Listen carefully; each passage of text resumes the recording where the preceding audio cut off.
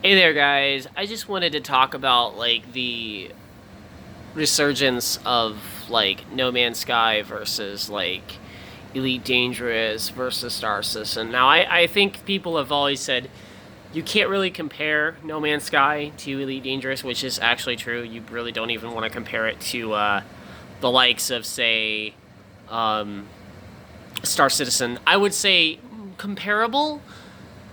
You would more compare Elite Dangerous to Star Citizen than No Man's Sky to any of the two above. They both offer all three of them are a decent sci-fi experience, and that's about the only similarity you get there.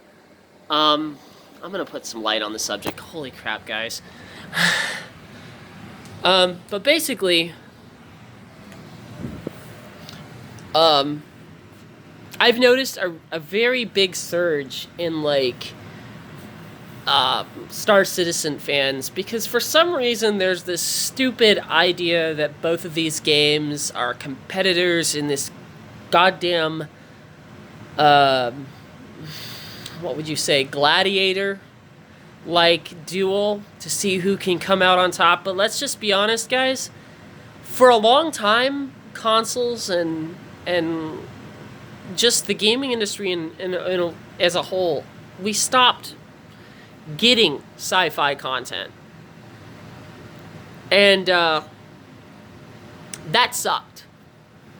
And I think the only game that I actually played that actually offered a decent, even space flight kind of experience was Starlancer on the Dreamcast. Was the only time a console ever gave the experience that I actually desired. I mean, there was other games that had sci-fi-esque space flight elements to them. I guess if you wanted to call Star Fox one of them, but it was extremely linear. And all of those were really linear. We never really had a space exploration game until PS4. And the resurgence of games this coming to console was almost unheard of for a good 4 generations. So try not to let the fact that Odyssey is coming out too soon for some of you Star Citizen fans, try not to let that destroy Star Citizen for you, and try not to let because I guarantee you Frontier is gonna come out with a buggy product. This is me, a fan of Elite Dangerous. I really hope we get a decent gameplay. But honestly, I think all in all, the sci-fi genre in general, it's just beautiful to finally see it on console. It's beautiful to finally see it come to. Well, it's been on PC forever. Everyone's had. That's why I don't think a lot of Star Citizen fanboys will understand.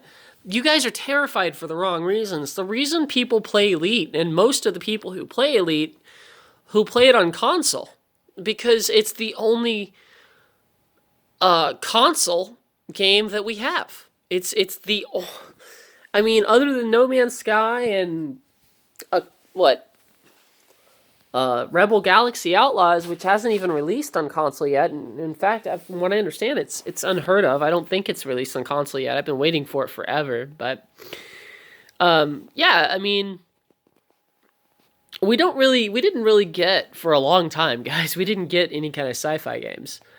Now, there's a lot of people who started Elite Dangerous on PC, and to those people, awesome, hats off. I'm glad that we were able to get it on console because of you guys. However, I'm not going to try to take away from the success or possibility that Star Citizen could succeed. I really hope that both of these games excel to great heights so that they could prepare or at least jumpstart innovation for other games in sci-fi field.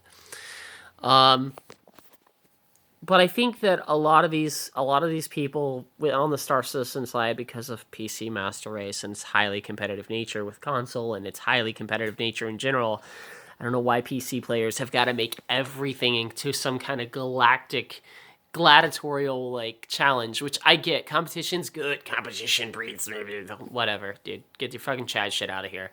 I'm just gonna be honest. I'm just really happy to see that we're getting Odyssey. I am extremely worried though that it is going to be broken. There's just too many things that I can't ignore.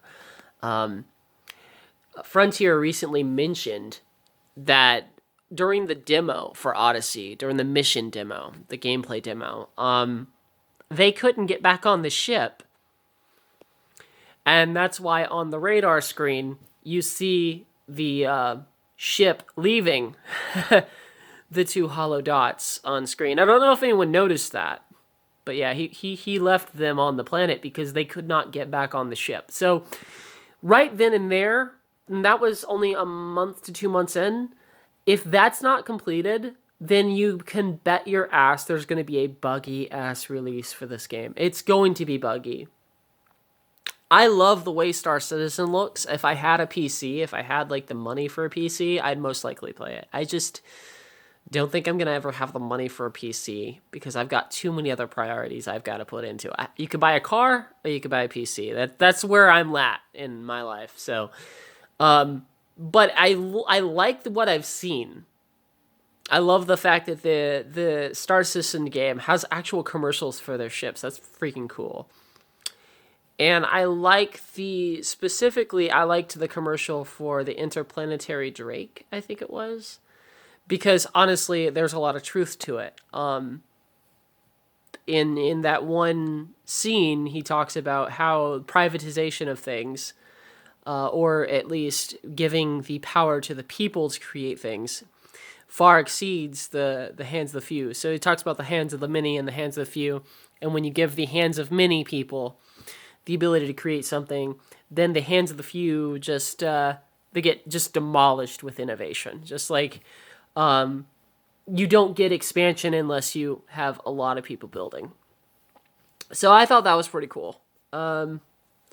Because there's a lot of people who know me, know how I feel about like actual space travel in real life and where we need to be with our civilization. If our civilization is going to survive the planet's demise, which it's not a ways off. It's going to be a ways off if we do things right.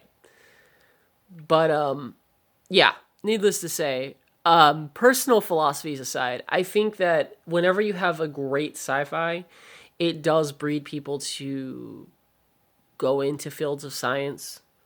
And just it's a good thing in general. Like I'm talking to you guys, or I'm making this video on a device in my hand, which I know you guys have heard the age-old cliche, oh, we have handheld computers now, but it's actually kind of true. And it does sound very boomer speak of me.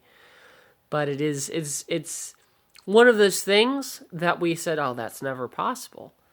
You know, people who saw that for the first time, like on Star Trek and shit, never thought that was going to be possible.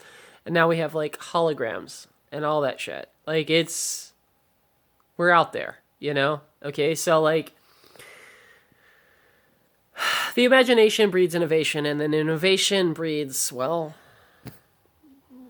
more innovation. It's an endless cycle. And I think that both of these games, should they succeed, can breed better innovation into games like it, or better innovation in the gaming genre altogether.